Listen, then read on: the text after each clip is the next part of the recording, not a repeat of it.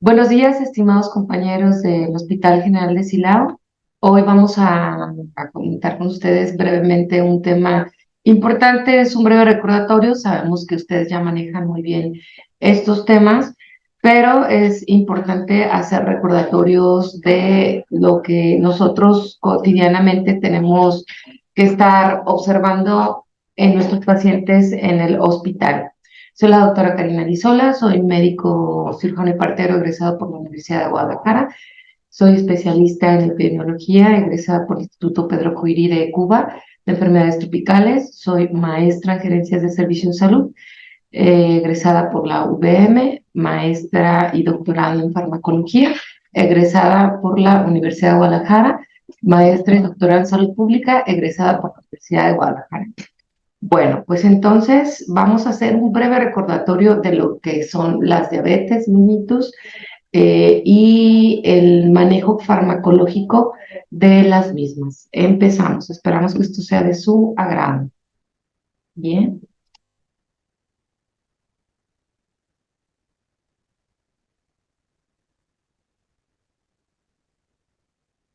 Tenemos dos clasificaciones ya conocidas, que es la tipo 1 y la tipo 2. La diferencia es esencial porque la tipo 1 sabemos que es infantil o juvenil, aunque sabemos también que se puede diagnosticar en una etapa adulta de la vida. Esta es una afección directa del páncreas y se sabe que puede ser de tipo inmunológica. Las células inmunes no reconocen los islotes y los atacan y los van destruyendo, y por lo tanto se genera una deficiencia en el proceso de la producción de la insulina.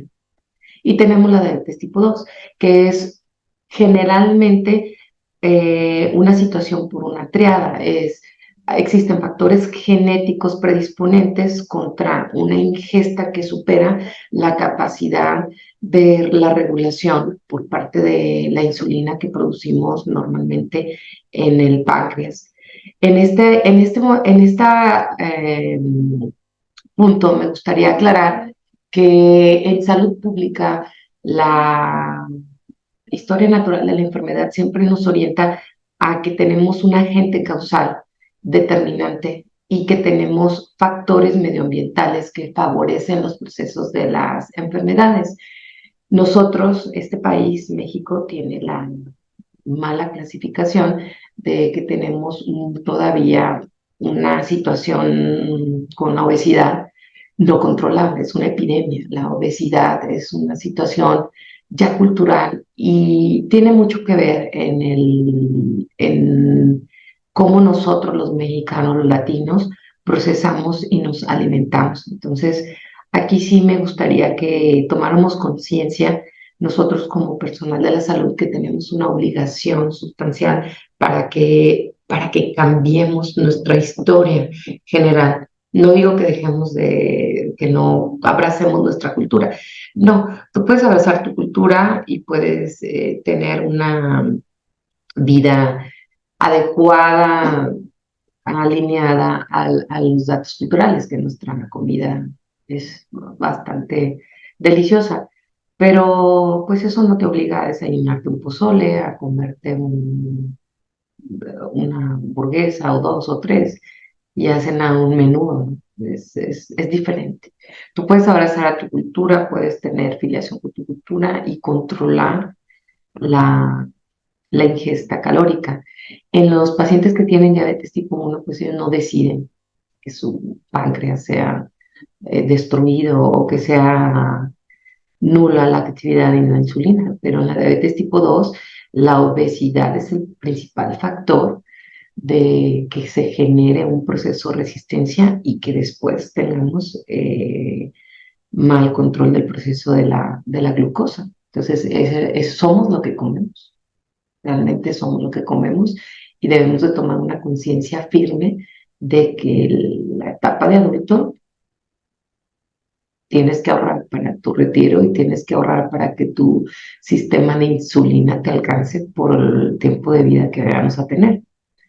O igual, asumir la situación y bueno, pues no negarte a los tratamientos convenientes, que esa es parte también de lo que vamos a hablar y que también es una situación en farmacología muy cultural, que el paciente rechaza el uso de la insulina cuando es la deficiencia, ¿no?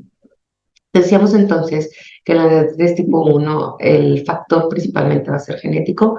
Se puede contar muchas veces con una historia de la familia en donde ya existía la diabetes tipo 1 y genéticamente se replica, pero no necesariamente es así. También sabemos que puede haber una exposición viral y otros factores ambientales que pueden generar la destrucción de los islotes. Y en la diabetes tipo 2 principalmente tenemos dos problemas. La insulina que tenemos es insuficiente para la ingesta calórica o no se está comportando el flujo insulinar de la manera adecuada y por lo tanto no puede manejar el volumen. De cualquier modo, en la diabetes tipo 2 siempre vamos a tener un desequilibrio específico en la cantidad de lo que se ingesta con lo que se egresa en energía. Eso tiene que ser equilibrado. Sabemos nosotros que nuestra dieta tiene que cambiar por edades, por etapas y por estados funcionales especiales. Entonces, nuestra dieta deberá ser equilibrada a nuestro gasto calórico, nuestro gasto energético y por lo tanto nosotros deberemos de tener una dieta calculada a mi tipo de actividad, mi tipo de procesos cotidianos para que mi ingesta esté equilibrada con mi gasto. De lo contrario, pues la primera etapa siempre va a ser la acumulación de procesos grasos, al aumento del índice de masa corporal y posterior el desarrollo de enfermedades generadas por el excedente de las ingestas que estamos teniendo. En la diabetes tipo 2 también es un factor muy importante el genético. ¿Por qué? Porque está muy bien identificado, sobre todo en las poblaciones latinas, que no tienen protectores para cierto tipo de alimentos y que la mezcla genética, aunque bien fue hace muchísimos años, no favorece del todo para que nosotros podamos consumir alimentos edulcorados y o con alta capacidad de procesos inflamatorios como el trigo. En ese sentido, quiero aportarles una identificación que nosotros hicimos en el estado de Jalisco, en la Secretaría de Salud. Hay un estudio por parte del doctor Zamora, Edgar Zamora, en donde él tamizó a los huicholes, a la etnia huichola, y el estudio va enfocado a identificar los ahorradores energéticos y los protectores genéticos de la población. Yo trabajé en las áreas marginadas del estado de Jalisco y tuve la oportunidad de estar en las regiones huidáricas y observé algo muy importante. De esto que les estoy hablando ya datan muchísimos años atrás, pegados al 1999, casi en el 2000, la tasa y la prevalencia, la incidencia y la prevalencia de enfermedades crónico-degenerativas en la etnia huichola era muy baja, casi nula. Los pacientes que teníamos registrados en las comunidades pertenecían a los docentes y a los trabajadores de la salud que participaban en las comunidades de áreas marginadas. En los censos de control de los pacientes crónico-degenerativos de etnia pura, pues la tasa era cero. La tasa era cero en la prevalencia e incidencia para enfermedades metabólicas. Pero pasó un fenómeno muy interesante que cambió el rumbo y la historia. Y eso pues, nos hace reflexionar en lo que es nuestra verdadera genética. Cuando se introducen a la zona los productos edulcorados, las bebidas edulcoradas de las marcas ya conocidas, de los refrescos, Coca-Cola, etcétera, y que llegan también los alimentos industrializados como las sabritas, marinela, etcétera, la tasa empieza a cambiar. ¿Qué observamos en los reportes iniciales de lo que hizo el doctor Zamora? Que las etnias tenemos o no podemos tenerlo o no tenerlo, los protectores naturales genéticos para poder procesar cierto tipo de alimentación. Desde que se introdujo en las zonas marginadas del estado de Jalisco, donde tenemos identificadas razas de etnias puras, y se introducen las gaseosas y tal, cambió las enfermedades de nuestra población.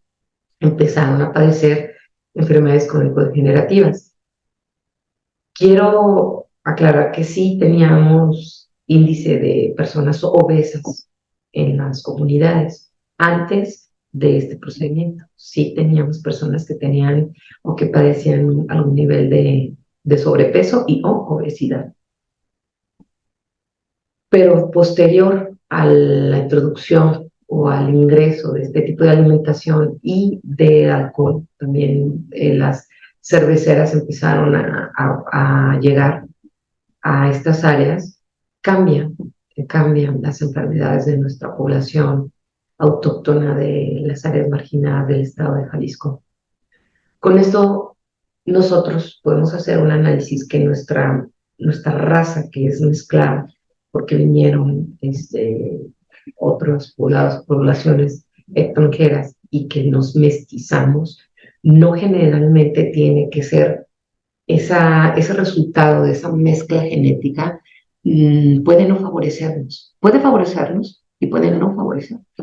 Entonces debemos de tener mucho cuidado y tenemos que identificar qué alimentos son los que yo en mi estructura genética proceso de forma adecuada o no, o qué deficiencias en mi dieta puedo tener para generar o no cierto tipo de enfermedades y sobre todo en mi estado metabólico.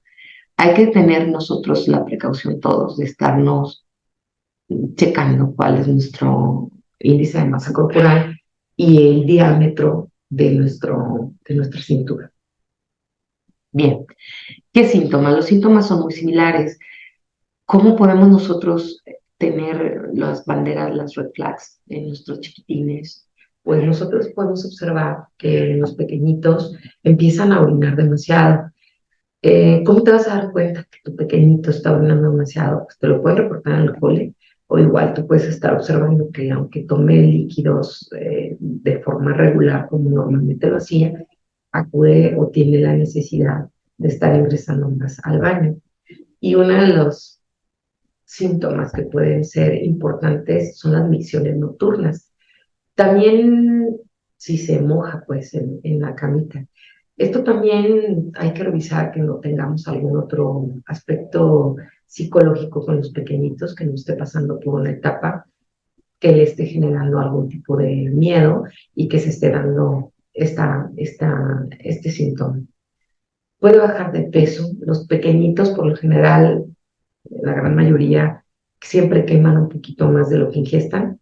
Tenemos obesidad infantil, también es uno de los problemas graves de nuestro país, pero en la gran mayoría de nuestros niños el peso o está controlado o tienden incluso a tener un peso bajo para la talla de los que tienen actividades regulares. Hay que revisar si nuestro pequeñito no tiene una pérdida de peso importante y el estado de ánimo, si estamos irritables o no, si tenemos una hiperreactividad ante las cuestiones cotidianas o ante las situaciones generales. Igual, una vez más, hay que revisar que no tengamos alguna situación de condiciones de medio ambiente familiares, psicofamiliares que le puedan estar reventando al pequeñito. En los adultos, yo de lo que más he visto en mis pacientes es que siempre se quejan de una pérdida de peso involuntaria, o sea, él come lo que normalmente estaba comiendo y sí refiere a una pérdida de peso rápida y veloz. Pero una de las cosas muy importantes también que yo he visto en los pacientes diabéticos es la irritabilidad. Son personas que normalmente ya cuando se presentan al consultorio tienen muchas intolerancias reactivas en la cuestión del carácter. Aumenta la sed y tienen, sobre todo los varones refieren que van muchas más veces al proceso del baño. Aquí también tenemos que ser integrales y tenemos un paciente que nos refiere a algunos de estos tipos de cambios. hay que verificar que su próstata, según la edad, esté vigilada, ¿de acuerdo? También refieren visión borrosa y cansancio, letargia, agotamiento. Es lo que los pacientes generalmente refieren. ¿Cómo es el rol de la glucosa? Bueno, platicábamos previamente que nosotros tenemos que buscar un equilibrio en lo que ingestamos conforme a lo que egresamos. Nosotros todo lo que ingestamos se va a convertir. La fase digestiva va a tener un proceso de conversión y nuestra fuente de energía pues es el alimento. A más productos edulcorados artificialmente ingestemos, pues vamos a requerir un proceso de eliminación por parte del páncreas, pues de la insulina más alto. Entonces, ¿de dónde nos viene el proceso de la glucosa? Pues de los alimentos y del proceso del hígado. Nosotros debemos de... Yo no sugiero nunca el invento de procesos calóricos, creo que no lo creo conveniente. Lo que sí sugiero es que se tenga una vigilancia por parte de algún especialista de la nutrición para que tú sepas qué es lo que tú debes de comer conforme a lo que tú debes de gastar en tu actividad física. Y aquí les voy a, cuando daba clases de fisiopatología en la universidad, siempre les decía a mis alumnos de la carrera de medicina que si nosotros reflexionamos un domingo de casa, los que no trabajen el fin de semana, pues te levantas, no sé, no tan temprano, o a lo mejor te despiertas temprano, pero no te levantas tan temprano y tienes un desayuno pues con la familia y el desayuno puede tener que chilaquiles, que huevo, que pan, café, té o chocolate y tal, ¿no? Y después haces actividades con la familia, te puedes ir a lo mejor a comer y vas a un restaurante y piden pastas, pizzas, etcétera, ¿no? Y luego vas al cine, tienes una actividad del cine y entonces pides palomitas y pides refresco y luego por 10 pesos siempre te dan el doble o el triple, ¿no? Y tal. Y después van a los taquitos y el taquito siempre acompañado de una bebida edulcorante. Y si suman el proceso calórico de un solo día de la semana en el que no tuviste una actividad física, no fuiste a nadar, no fuiste al gimnasio, no hiciste tus actividades físicas de recreación, a lo mejor sí te llevaste a tus hijos al parque, pero los soltaste que ellos corrieran y tú te quedaste cómodamente platicando o viendo redes sociales y tal, ¿no? Entonces el sedentarismo contra la ingesta calórica cotidiana, pues es muy impactante. Yo les hacía también una reflexión de repente a los chicos, ¿no? Que yo cuando era estudiante, mi mamá fue chef y internacional, entonces nuestras comidas eran de 5 tiempos y era maravilloso, ¿no? Si llegabas a tu casa, mi casa que era su casa, y era una ensalada, y luego era una entrada, y luego era una sopa, que podía ser una crema de algo, y siempre era un platillo fuerte, y el platillo fuerte siempre tenía como harina, y tenía arroz, y frijol, y semillas, y tal, y después había un postre, siempre era un postre. Entonces, y a eso, pues a lo mejor una agua de frutas o tal. Entonces, si contamos el número ahí de cosas calóricas, pues es enorme. Si tú le haces a tus hijos una sopa de pasta, pero luego lo acompañas con una pechuga de pollo, pero la empanizas y a eso le pones unas patatas, pues, pues está delicioso. Pero ¿qué tanto aporte energético le vas a dar a tu nene? Y si el nene no tiene actividad física extraordinaria, pues ¿cómo lo quema? Pues ¿cómo lo quema? ¿Verdad? Entonces, ahora los chicos en los coles, cuando uno fue joven, fue niño, pues no teníamos celulares ni teníamos redes sociales y tal, pero en muchos colegios, si tú vas a la hora del proceso del recreo, lo que cotidianamente tendría que ser un montón de chiquillos corriendo por todos lados, pues muchos están sentados con el celular o con la tableta y tal, o con el ordenador, y no están activando. Entonces nosotros en casa tendríamos que hacer la contraparte para que el pequeñito y nosotros activemos. Igual, nosotros todos los que trabajamos en el área de la salud, no importa qué actividad realices, excepto las personas del proceso de la limpieza que están activas, que están moviéndose y cargando y tal. Todos los demás hacemos funciones de proceso administrativo. Aunque tengas función clínica, pues primero haces captura de datos y después te movilizas a revisar a tu paciente. Fuera de esa actividad, ¿cuánto te mueves? ¿Qué tanto accionas físicamente? Esa es una pequeña reflexión por el rol de la glucosa.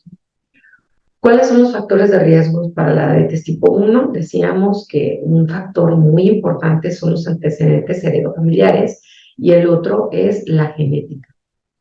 Nos sugieren en la clínica Mayo que la ubicación geográfica es importante y yo creo que sí, sí es muy, muy importante la ubicación geográfica. Al margen del proceso si te acercas o no al proceso del Ecuador, la ubicación geográfica te da una cultura social para los procesos de alimentación y eso también cambia las actividades y los hábitos alimenticios de las familias. A donde fueras, haz lo que vieras, hay un dicho clásico, ¿no? Entonces, si tú en donde te estás, el medio ambiente donde estás, te genera una situación de ingesta más alta, deberíamos de prever cómo va a ser el gasto energético. Hay zonas que son muy frías y donde el cuerpo te va a requerir que ingestes más alimento.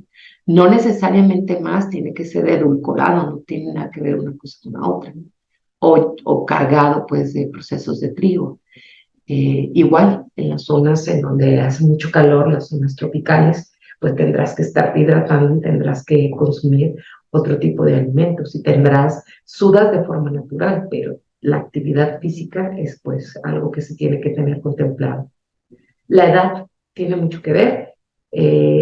Para la diabetes tipo 1 generalmente se produce entre en el cuarto y en el séptimo, y después puede ser en la edad preadolescente, pero sí ha habido casos de diabetes tipo 1 que se presentan a los 16, 17 años. En los factores de riesgo, la diabetes tipo 2 es el peso y la obesidad, el sobrepeso, para que nosotros podamos hacer después una resistencia al proceso de la insulina. La distribución de la grasa. Las mujeres somos bolitas de grasa. Pues las tetas son grasa, el estómago es grasa, la nalga es grasa, la cadera las mujeres almacenan, muchas gracias, dependiendo de qué, pues de la raza, de la etnia, de muchos factores. Entonces, las mujeres, si naturalmente tenemos grasa, pues debemos de controlar un poquito más nuestra ingesta y nuestra actividad, la distribución de la misma. Yo considero que el factor de antecedentes serofamiliares siempre va a ser importante, es esencial para el análisis de las enfermedades. Estas nuevas generaciones de médicos no son pro, pro salud pública. Yo soy sanitarista y siempre creo que hay que hacer un análisis completo para poder abordar las cosas de raíz, pero considero que la inactividad es el principal riesgo de los adultos. Nos encasillamos tanto en nuestras áreas laborales que se nos olvidan nuestros espacios personales, y no solo en la inactividad física, también en nuestra mente, en nuestros espacios que nos corresponden como adultos.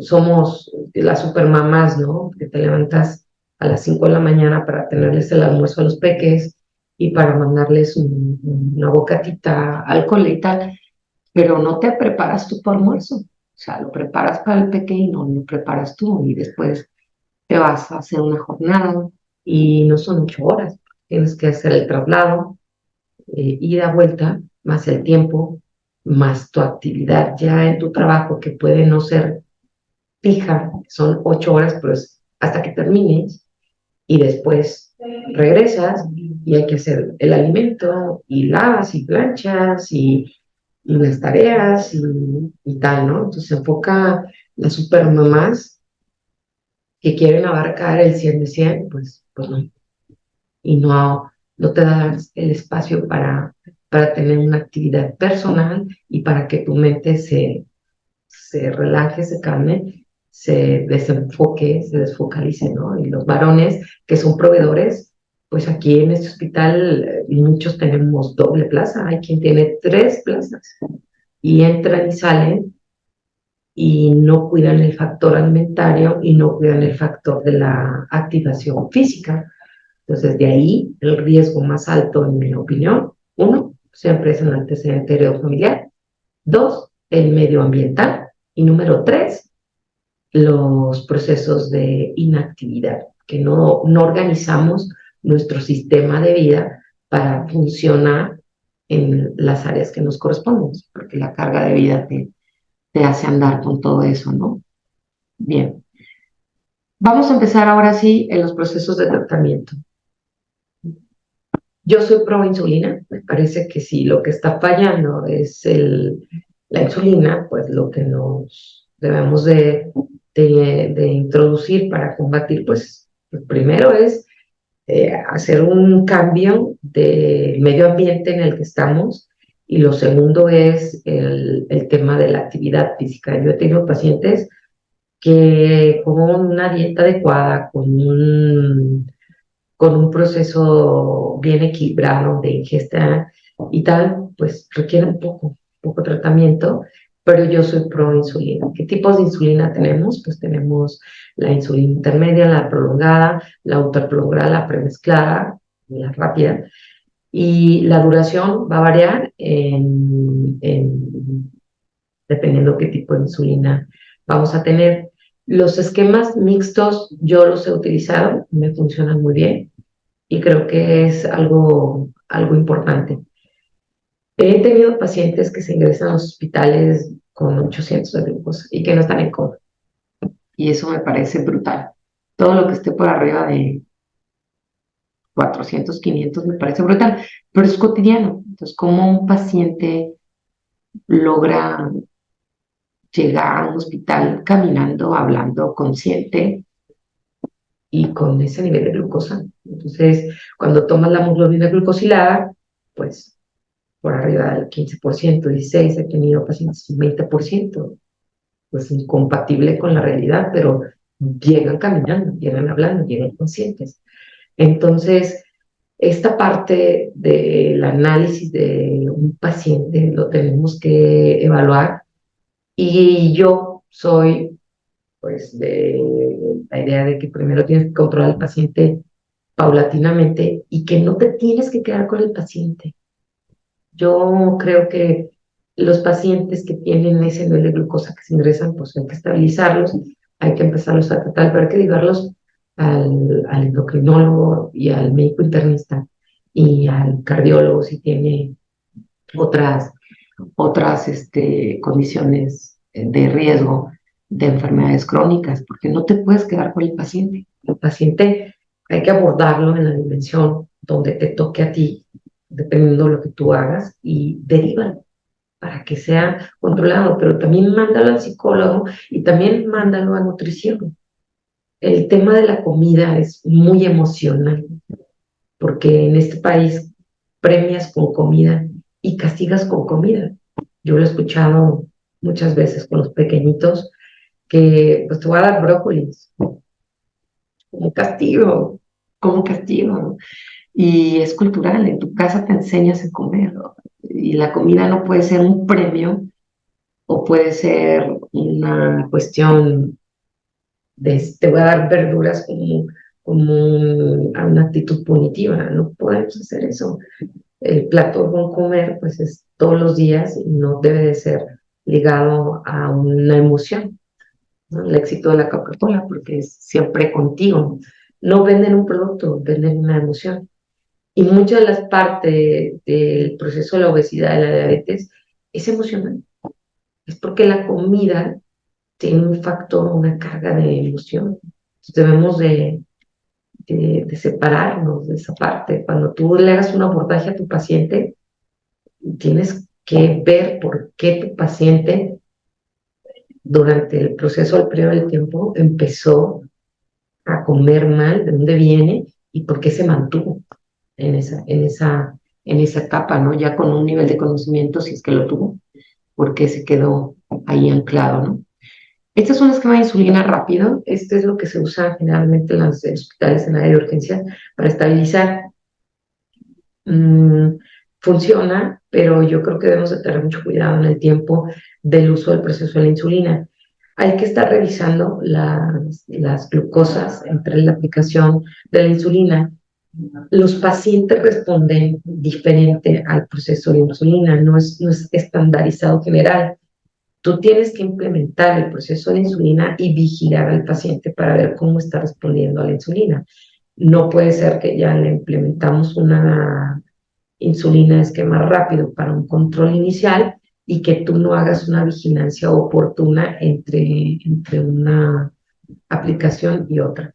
Y por otro lado, una vez más, el paciente que se ingresa en este tipo de alteración, pues hay que hacerle una evaluación complementaria, una evaluación integral. Estos pacientes deben de ser enviados inmediatamente pues, al servicio que les corresponda, ¿no?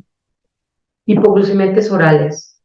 Pues son diferentes clasificaciones de lo que tenemos en los cuadros básicos, pues de la biguanidas, de la metformina, y de las sulfonilureas, la glibenclamida. Por ahí existen muchos artículos de revisión donde no son pro glibenclamida.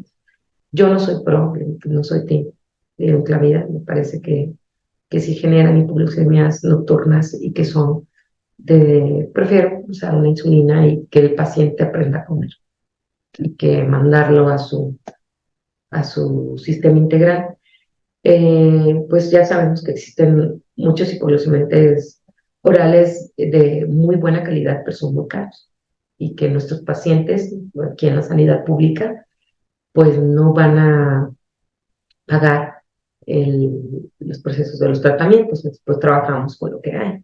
Las insulinas pues también son caras, pero son parte del cuadro básico, por lo tanto deberíamos de platicar bien con nuestros pacientes y poder nosotros ofertar un proceso integral. Bueno, les comparto tengo 22 años de servicio y en el tiempo en el que yo he visto que muchos médicos no saben utilizar las insulinas, no tienes que tener miedo de utilizar el proceso de las insulinas, hay esquemas ya predeterminados. La insulina es un traje que se hace a la medida del paciente, no para que coma lo que quiera, es para que enseñes a tu paciente a utilizar y a controlarse la glucosa, como lo que pasa en los diabéticos tipo 1. Los diabéticos tipo 1, pues desde chiquititos están sujetos al uso de las insulinas, aprenden a tomarse las glucosas pre, post y la utilización de sus plumas precargadas. Y allá hay dispositivos que les pasan las dosis exactas y el dispositivo hay de recambios en un periodo de tiempo, ya con unas microagujitas. Entonces, nuestro paciente diabético tipo 2 lo tenemos que educar como si estuviéramos educando a un paciente tipo 1. Va a tener que convivir con la enfermedad por el resto de sus días. Y puede que tenga otras enfermedades que se le van a derivar en razón de que se debuta con una diabetes.